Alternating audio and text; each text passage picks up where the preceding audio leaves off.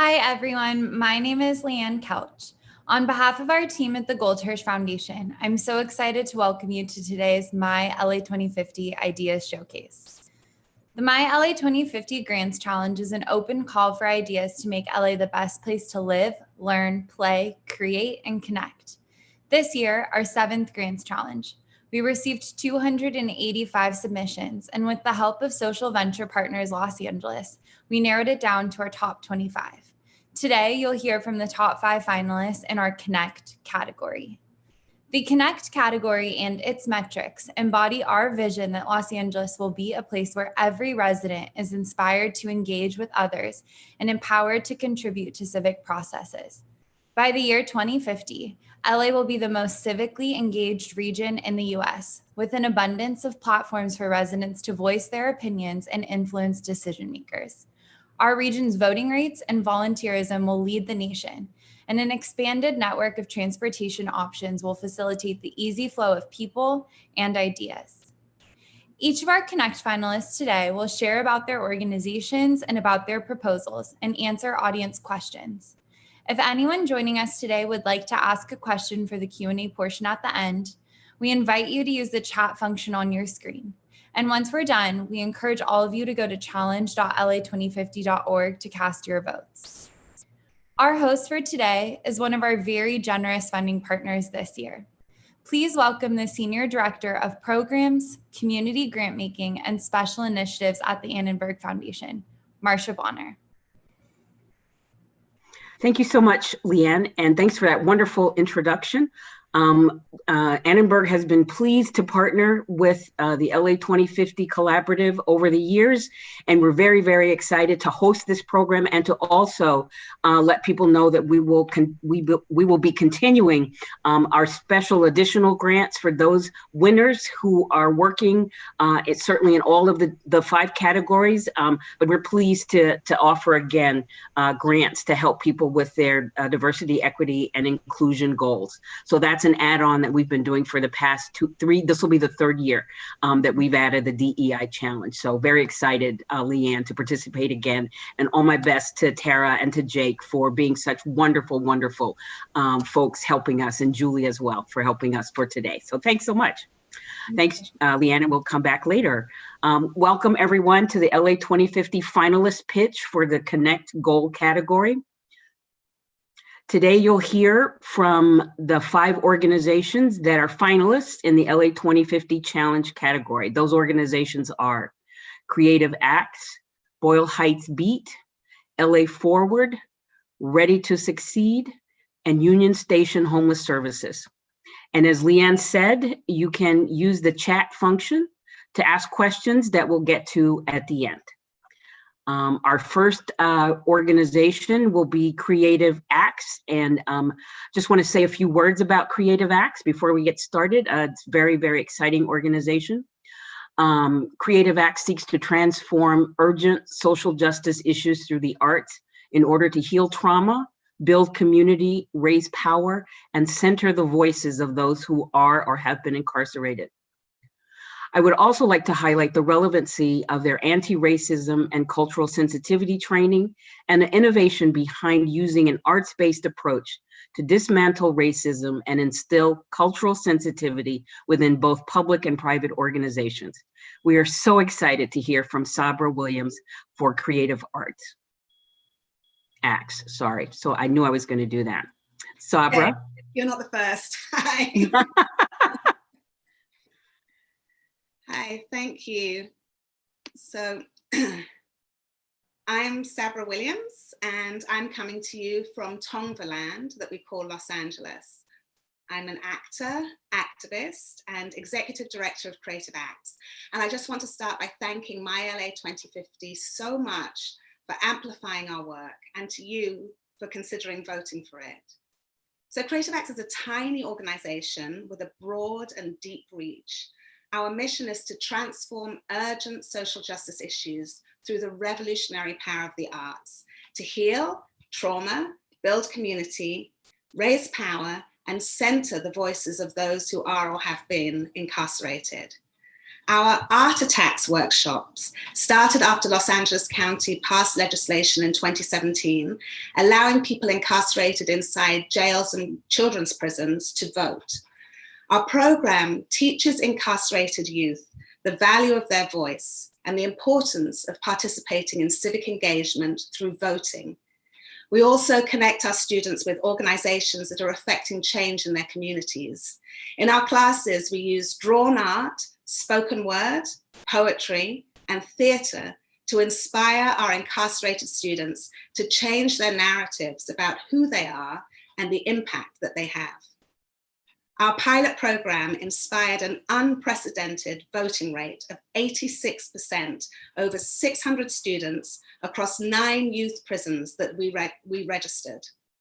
It also facilitated deep connections between our students and the national leadership of March for Our Lives, a youth organization committed to ending gun violence.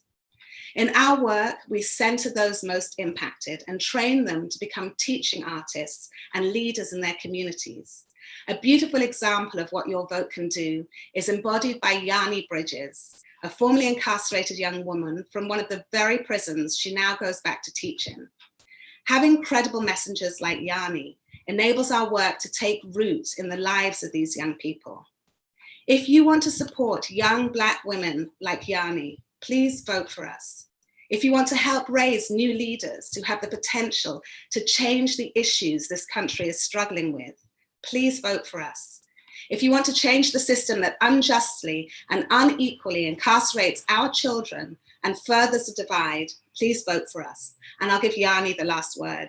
Quote, as a multi-systems impacted young woman, I was used to being dragged through facility to facility, being mistreated and or abused without ever being asked how I felt. Before having access to programs like Creative Acts, Art Attacks, I didn't feel heard or seen.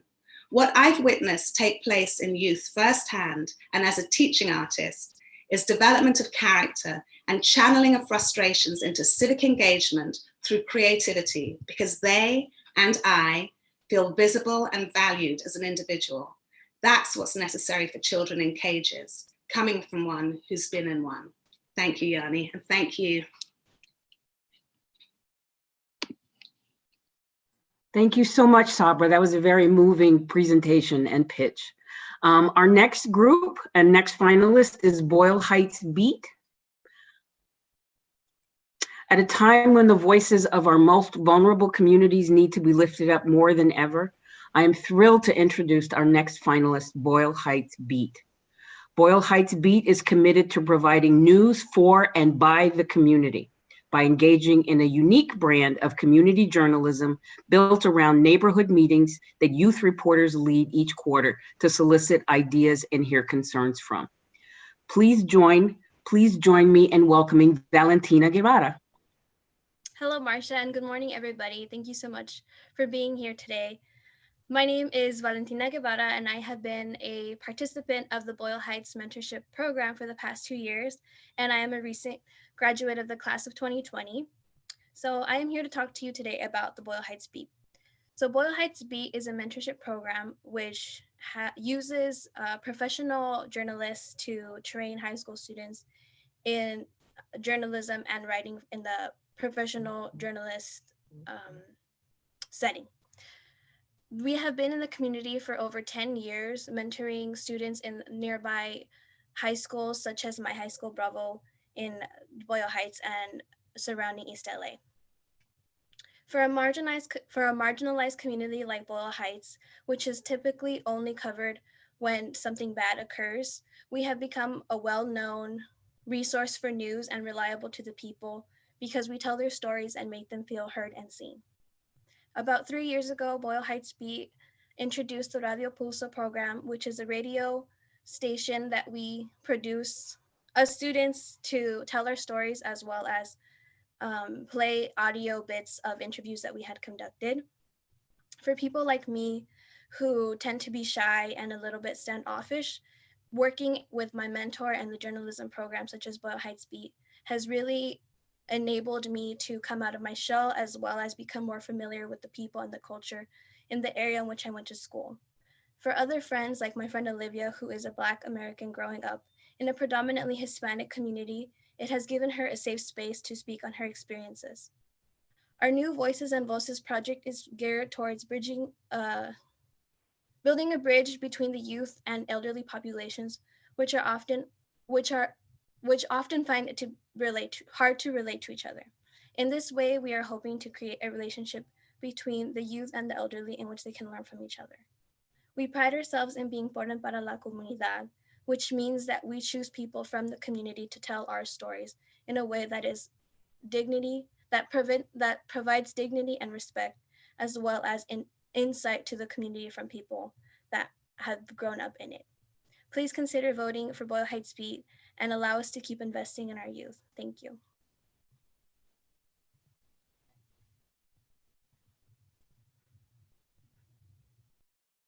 Thank you so much, Valentina. And I know we can all agree that there is great hope for the future with activists like Valentina doing this important work. So thank you so much, Valentina. Thank you. Our next organization is LA Forward. With the November election right around the corner, it's imperative that we all commit to being engaged and informed voters. I'm excited to introduce LA Forward, an organization that is committed to making local government more accessible for all Angelenos. Their proposal, which you will hear more about in a minute, LA101, is an interactive guide and campaign to help residents understand how local government really works and how it shapes their quality of life. I'm pleased to introduce David Levitas from LA Forward.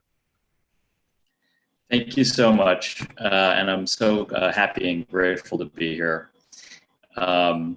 So what LA Forward does is we work to create a fair, flourishing place for everyone here in Los Angeles through a unique combination of neighborhood organizing, digital activism, and policy education. And we've teamed up with Inclusive Action for the City, one of our close partners, to really try to shine a spotlight and make transparent how local government works here and how it doesn't. So LA County is home to one of the largest, most powerful local governments in the country, but very few Angelenos actually know the name of their local elected officials or what they do or how to influence them. And that means that the power over LA's housing, its education, its criminal justice system, so many other systems are left to a small minority of often insiders or special interest groups who don't necessarily have the public interest at heart.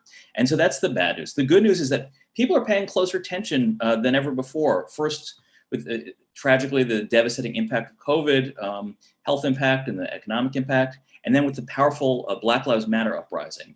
And so right now we're on the cusp of a once in a generation moment to transform from one of America's least civically engaged places to one of the most. So what LA Forward is doing, drawing on our many years of experience creating ballot guides and policy guides, is we're putting together a comprehensive and accessible guide to LA city government, LA county government, and tips on how to effectively be involved and advocate.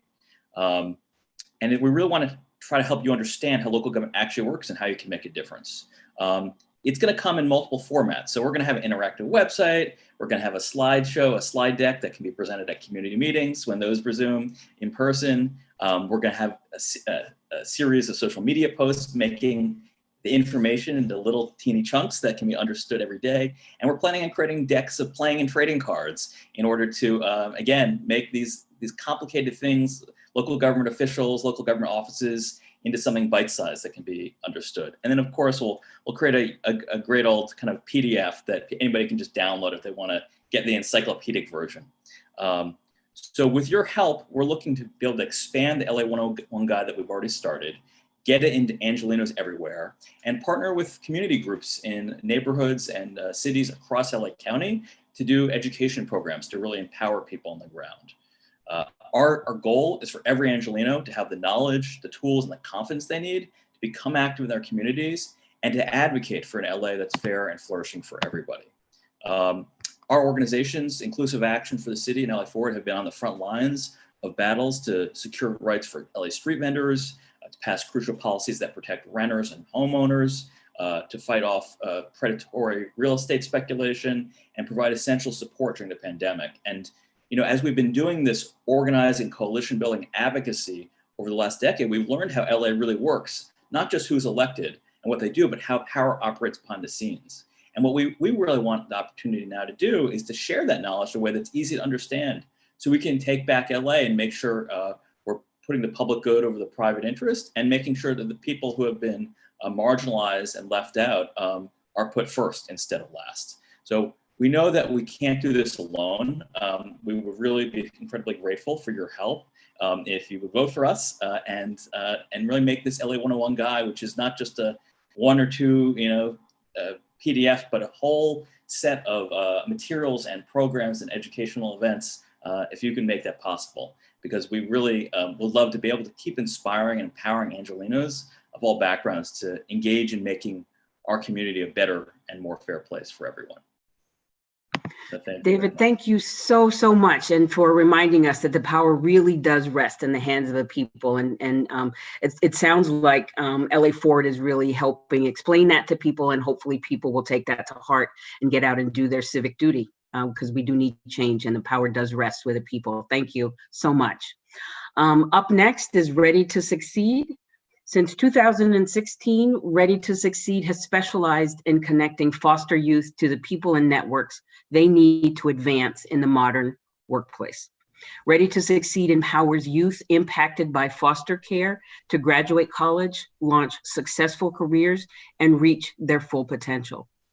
As these youth now face unprecedented unemployment certainty due to the current health crisis, it is imperative that they are provided additional services to ensure their success in the workplace and beyond.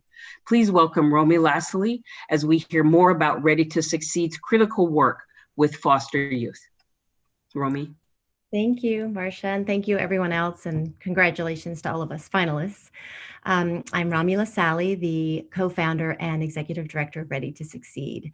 We are a career accelerator that works with foster youth in college to help them see the career and life possibilities ahead of them, and to ensure that they have the confidence and the skills and the relationships they need to pursue them.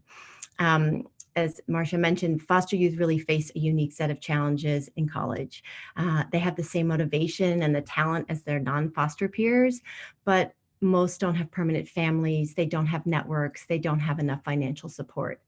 And as a result of this perfect storm of adversity, less than 3% will actually graduate, and even fewer will be prepared for meaningful careers.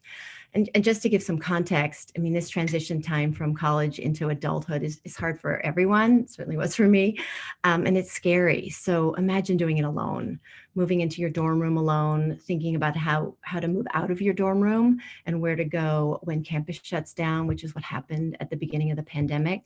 That's what our foster youth face. And what should be a really exciting time is actually a really stressful time. And it's so stressful that close to 70% of those who've made it to college will probably drop out. So that's where we come in, and that's why we come in, to change these odds. We work with these amazing students throughout their undergraduate years until they're at least 1 year into the workforce. We stick with them.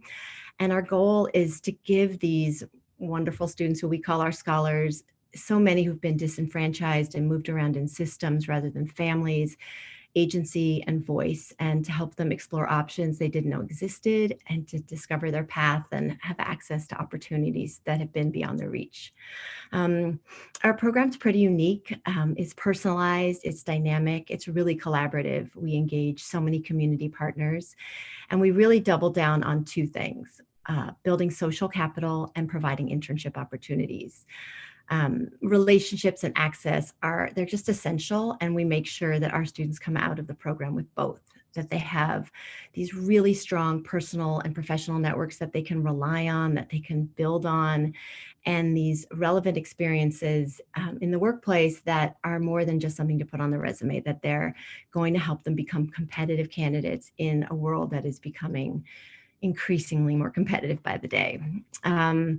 I'm really happy to say that it seems to be working. It's been almost 5 years and almost 100 students. 90% have gone on to graduate college. 17 graduated this year alone, not in the most traditional circumstances. And 90% have secured really strong first jobs and have gone on to graduate school. But to keep doing what we're doing with the depth and the intensity that is just absolutely necessary, and to ensure that all foster youth who are investing in themselves and are really pushing to change the trajectories of their lives, they need to ensure that they have the support to do that. We need strong partners. And that's what our LA2050 proposal is all about, a partnership with someone who has been a partner, but informally stepping forward LA. They are incredible. They specialize in building community and strong bonds for youth aging out of foster care. They're sort of the social emotional side. We do the career development and career advising and professional development. And together we make a very nice whole. What's really unique about them is that they are designed by and for foster youth. They really do exceptional work. Together, we will be able to increase our connectivity and synergy and make sure that all of these great students who've worked so hard can keep going and cross the finish line, and we can make LA the best place to connect and build community and truly change lives. Thank you, Rami, so much for that portrait of the challenges that foster youth are facing, many, many more than all of us have to face. And so wonderful that Ready to Succeed is doing that important work. Thank you. Our last finalist has been an anchor organization to Los Angeles for over 45 years in addressing housing and homelessness. Union Station Homeless Services helps individuals and families rebuild their lives and end homelessness through outreach, shelter, housing, and employment. The Community Allies program was launched in response to the isolation and loneliness reported by families and individuals served as they settle into their new homes. We are so eager to hear more about these programs. Please welcome Ann Miskey. Thank you, Marcia and LA2050, and I'm proud to be part of such an amazing cohort of finalists. Homelessness is one of the major issues of our time. You can't go anywhere in Los Angeles and not see people everywhere who are without homes. What a lot of people don't realize, however, is what homelessness does to the people experiencing it. The disconnection from community, the isolation, the lack of respect and dignity, the othering of those without homes. Well, this is what Union Station Homeless Services Community Allies program seeks to address. This program matches community volunteers or allies with those people who have been recently housed and creates an opportunity for both human and community connection. Our volunteers receive ongoing training and support from our staff and are matched with someone who's just been housed. They then spend time together every week, really doing whatever they would like to do. In pre-COVID times, that could have meant going for coffee together or joining our monthly group sessions where we had learning opportunities or just time to have fun together. Since COVID, their meetings have turned to Zoom or to phone calls that have become a vital connection for people who are just recently in housing. Now, the Community Allies program, however, is more than just about people getting together and having fun. Many of our allies have become mentors, helping people learn to fill out job applications, write their resumes, connect with doctors or local faith groups, or learn to shop and cook, things all of us take for granted. So what has been the result of this program? Well, let me tell you about Chris. Chris was homeless for many years, an extremely shy, introverted man. He couldn't even look people in the eye. Well, he got housing, was matched with Fred, an ally, and 6 months later, he came and spoke to our board of directors. With head held high, he said, "For the first time in my life, I know what it is to have a friend. Since then, Chris has gone on to become a public speaker and ally. The program transformed his life.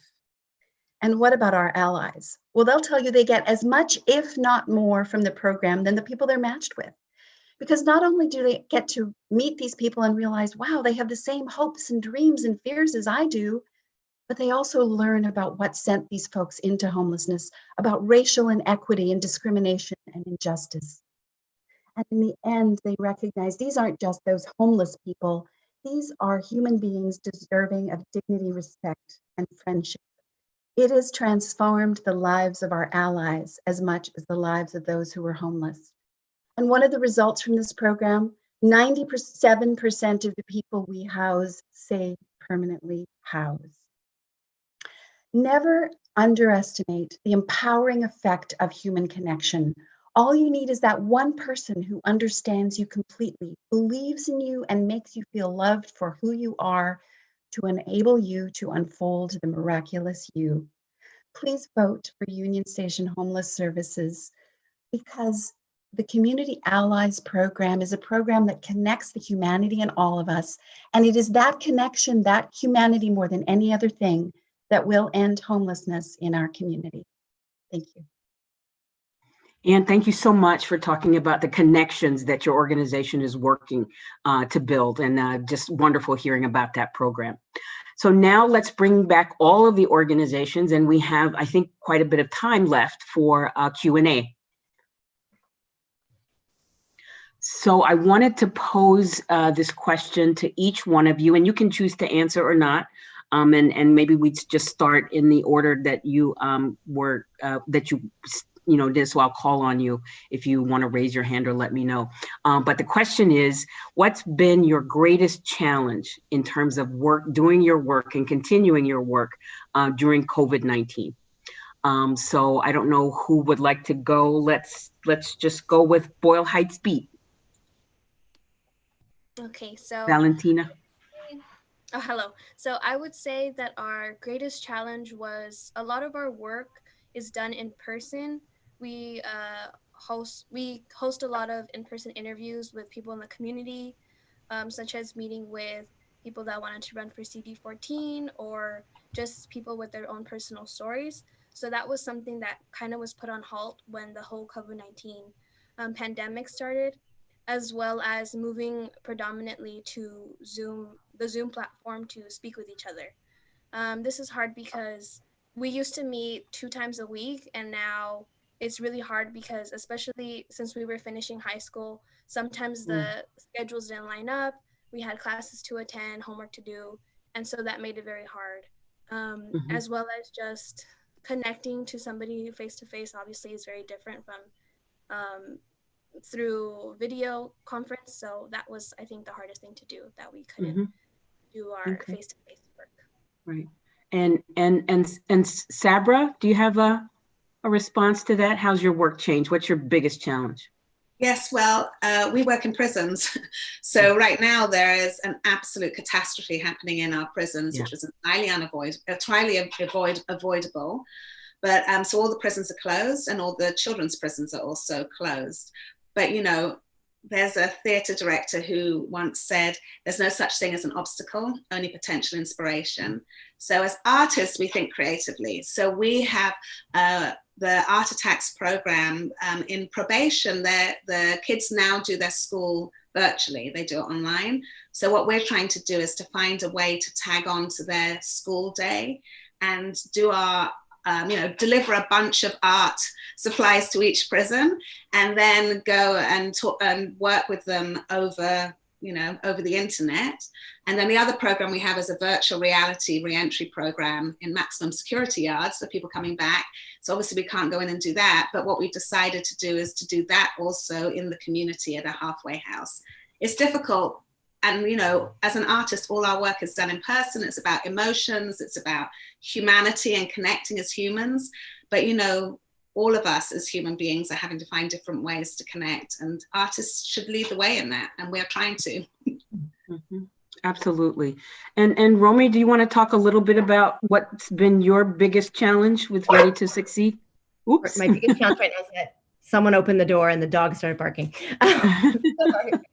So a lot of challenges, but many opportunities. I think the biggest challenge for us was, being we're not in the prisons, but we are in the job and internship business. And those went away. I mean, I'd say for 80% of our students, whether it was their on-campus positions, either hours were cut or positions were just evaporated. And then our graduates were going into the world really hopeful. Some had already secured jobs, or some were very hopeful that they would have them within, within a month after graduation, and those went away. So what we did it's really exciting, and I'm glad we went into triage mode initially in March, and we were able to help our students deal with their basic needs, their housing, their food. And then once we settled down after a few weeks, we thought, we have all these amazing nonprofit partners we work with. We have all these students who need opportunities and who also could use extra funding. So we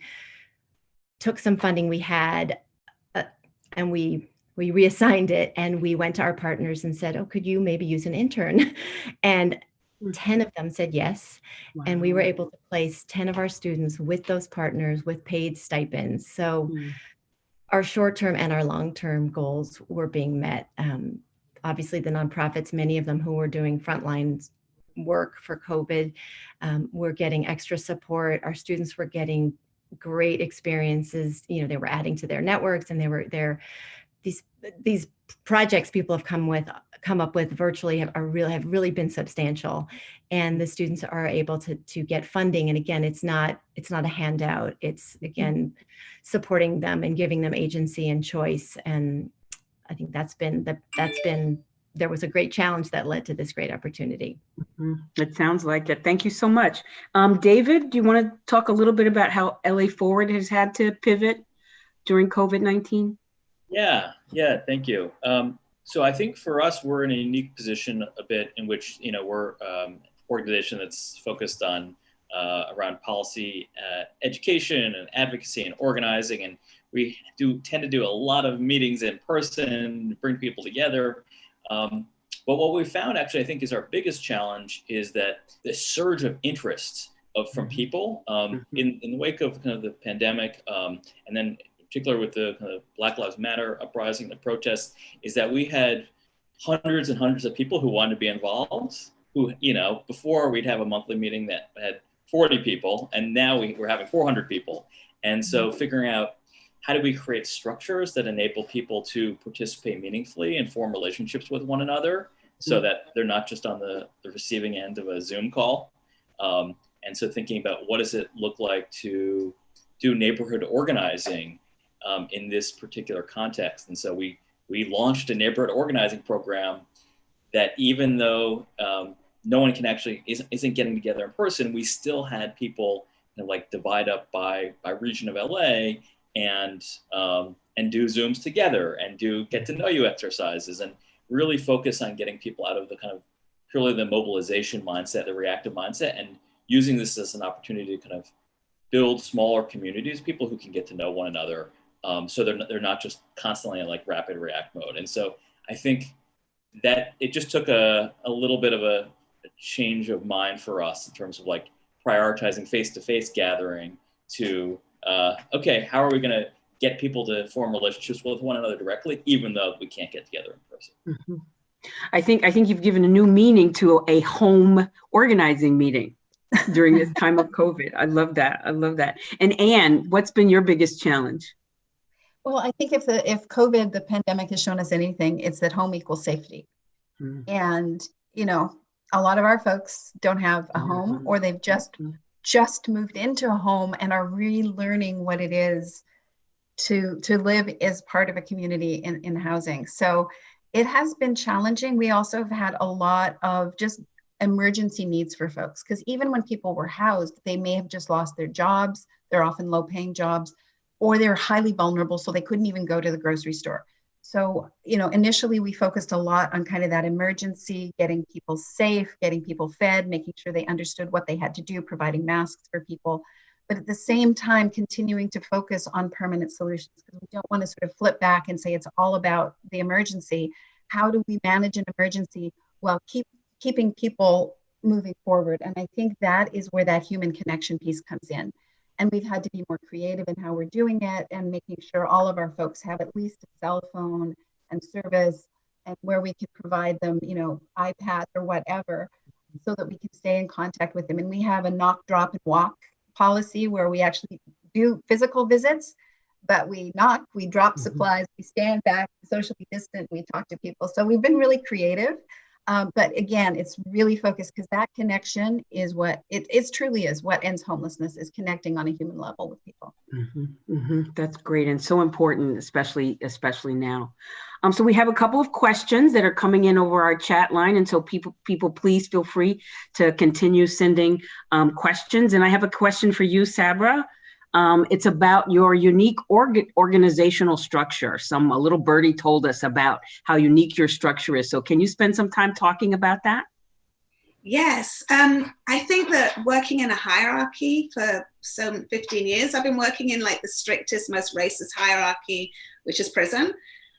When we started Creative Acts in 2018, really wanted to, walk our talk in terms of, when we go into prison, we don't go in as professors with the whole information and their empty vessels waiting for us to fill them up with knowledge. So we go in as partners, right? And that is the philosophy that undergirds everything that we do at Creative Acts.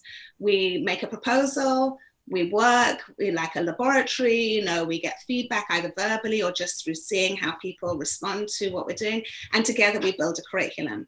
And so when we started Creative Acts, we wanted to continue to disrupt systems, right? Even the nonprofit system and the arts organization system. So we built a flat organization. Yes, I'm called executive director, but that is literally for grant writing. Everybody involved, makes the decisions together. We center systems impacted people, returned citizens, or people who've been formerly incarcerated. We all get paid the same. So as the so-called executive director, I get paid the same as the executive assistant. So we're really trying to disrupt the corporate approach to nonprofit, and also especially for arts organizations, because here we are as artists and our structure and our approach is corporate. Arts organizations sit around a table that you could be at Unilever discussing, your programs, whereas we try to take the table and throw it out the window and use the arts in the process. So our work, and I'm writing a book about this too, our work is really understanding in this country the absolute crucial necessity of the arts to be fully human and to be able to thrive, and especially for people who are self-identified non-artists. So we are advocates, we are artists, and we are activists. And we, like I said, we walk our talk. It's a co-woman founded organization. Everybody that works in the organization so far is a woman, and it is a Black woman-led organization. So we walk our talk, yes. Thank you so much, Sabra. And so I just want to use a term from a dear friend of mine and former co-worker at another foundation, Edgar Villanueva, who talks about decolonizing wealth. And it sounds like you're decolonizing the systems that have worked to keep us down in the workplace. And that's just very, very exciting. Decolonizing the workplace. I'll let Edgar know that we're using his terminology, but I did give him credit. So thank you. I'm sorry? I'm obsessed with his book. Yes, he's amazing and a dear friend. So Valentina, we have a question that wants to know how working with Radio Pulso has affected other areas of your life and the life of the organization. Right, so Radio Pulso, like I said, is our youth-led radio show that we produce once a month. And it's really cool because it allows us more shy folk to express ourselves in a medium that doesn't necessarily have to be face-to-face. It's great because our mentor, Jesse, actually, he produces our shows and he is well-versed in the technology of it. So he teaches us how to add music to our shows, how to edit audio. And this has been really helpful because, especially for me, I get to put this on my resumes that I have various programs, and I'm versed in them. So it definitely gives experience that is helpful later to make us more attractive applicants in whatever we want to apply them to. That sounds amazing. Yes, that's right. That's right. So now we have a question for Rami. And the question is, how do you keep in touch with and continue to support the alumni that have gone through your program? Thank you for that question. We actually just started an alumni council to help us build out our alumni network. And to Sabra's point, we are really trying to integrate youth voice and governance in everything we do, and this is how we're starting. And so we stay in constant contact and give them a lot of opportunities to participate from recruiting events. Though if we have students at UCLA, alumni come back and go with us to UCLA. They become much needed trusted messengers. Not everyone wants to see an older woman walking in, pitching them and telling them why the program might be a good idea. So everything from those events to coming up with social activities for the students, they're going to be really helpful as we look at our virtual programming. And we don't want to make any assumptions about what the students might be interested in or what they'll need. And so I think the alumni will be very helpful. And I'd say almost all of them, almost 100% have returned and are giving back and participating as near peer mentors and becoming employment partners, which is really exciting. So someone's placed in a finance firm and then hires someone to be, they become an intern and then they get hired, and it's a really nice virtuous cycle. It is nice to see. So we have two more questions, one for Anne. And what was the inspiration for your Community Allies program, and how does it stand out in the homeless services field? What makes it unique? I think there were a couple of things that were the inspiration. And again, just realizing that human connection is so vital. And it's not just for as I said earlier, for the person who's experiencing homelessness, but there is such a stigma and an othering around homelessness. And we're all guilty of it, right? And they become the other, and they're all drug addicts, and they're all, and so we wanted to create a program that brought people together on that human level, that creates an understanding. And what we've seen from the program is our volunteers are building now in advocacy, because suddenly these are human beings they're dealing with, and oh my gosh, what is our community doing? So not only is it helping those individuals they're matched with, but it's so much bigger than that. It's become one of our major ways of advocating for how are we responding to people who experience homelessness. And then I think, with everything we've been hearing lately around issues around racism, although a close friend of mine pointed out, this isn't new, this is 400 years. She said, this is the Great White Awakening, but we've all been dealing with this for years. And I think in homelessness, we know racism is the root for homelessness. There is no doubt about it. And again, it is bringing in allies and community members to have these conversations, to start understanding what the barriers are that people have dealt with.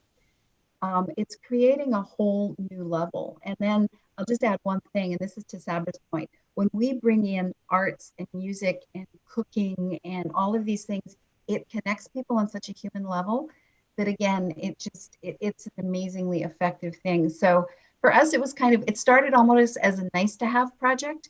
It has now become a central pillar of what we do. That's fabulous. And so for David, the question is, what do you think are some of the critical knowledge gaps preventing people from becoming more civically engaged?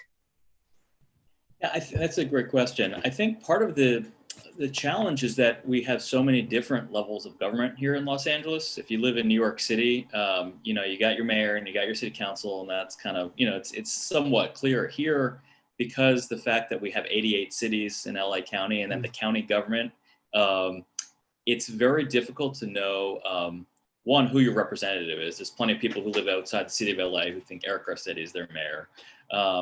And so that's, I think, one, very confusing. And then we have other, bodies. We have water boards and special agencies. And so the school board is separate. So it's a very fragmented set of government. I think that confuses people because, one, they don't know what the representatives are, but two, even when they learn, they it's not clear. There's a lot of responsibility shifting that goes on among elected officials who say, well, no, that's not our problem, that's the county. And the county says, no, that's not us, that's the city. And some of those times it's very difficult to know. Sometimes that's very true. You know, the LA city doesn't have a health department. That's accurate, it's the county. But other times I think elected officials use it to shift responsibility when they don't want to deal with something. And so I think it's very challenging for your average person to be able to figure out, like, well, who is actually the body that I need to be pressing to get this thing done? And if it's multiple bodies, if we're talking about homelessness, for instance, and we have to, get the city and the county to work together on something, like how are we simultaneously pressuring multiple different bodies of government and multiple agencies to get something done? And it's an immense amount of work and choreography and knowledge that it takes. And I think that's why we always come back to the fact that, in LA, it's so big and so complicated. We need to work in coalitions and work together. And that's why, we're constantly an advocate for people when they get involved. Find an organization, doesn't matter which one, that's your home, and make sure it's getting connected to other organizations. Because we really can make this systems change only if we work collectively, because the government and the systems are so complicated. Yeah, no, I totally agree. And thank you so much for sharing that and about how to get people more engaged. I just want to thank all of our panelists for this wonderful conversation. The pitches were awesome. And I'm going to turn it back over to, I think, Leanne. Thank you so much for joining us for this. And please remember to vote at challenge.la2050.org. Thank you so much. Yeah, thank you so much, Marcia, for hosting today and for your partnership on this year's Grants Challenge. And again, thank you so much to our wonderful Connect finalists for sharing about your really important work. It's a nice dose of energy in the middle of all of our work days. So thank you again. And please, if you're watching this, head to challenge.la2050.org to cast your votes. These finalists need your votes. Remember, you determine what final award they receive. So thank you and have a great rest of your day.